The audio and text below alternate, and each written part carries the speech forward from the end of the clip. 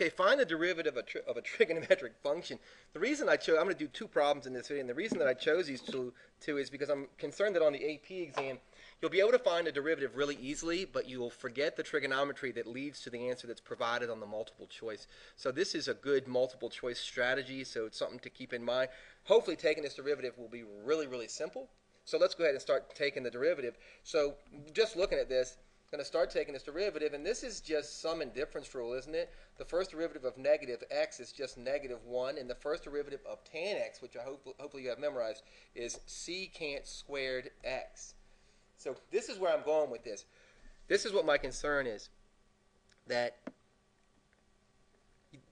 I want to make sure that you're able to look at this secant squared x minus 1 and remember that this is a Pythagorean identity, and if I'm not making a lot of sense to you right now, please go back and check your Pythagorean identities from pre-cal last year, because this is really, really important, because happen to know that secant squared x minus 1 has its own identity, and that identity is what they're going to provide for you on that exam.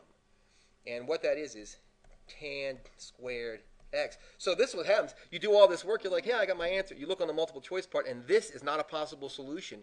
So when that happens, you've got to be thinking about your trig identities, okay? Let's just do one more quick one, just to give you an idea of what I'm talking about here. Same thing here.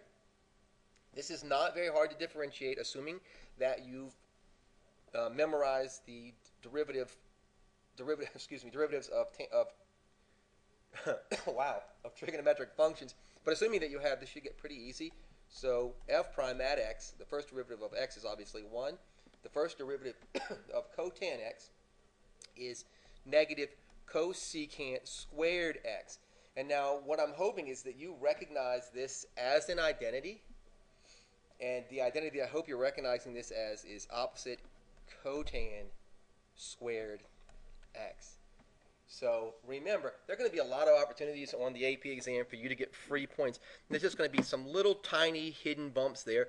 And if you can see them, you can move on quickly and gather up those easy points. So I wish you the very best. If there's something that you need help with, please let me know. Hey, if you haven't already subscribed, please subscribe. And thanks so much for your support. I appreciate it.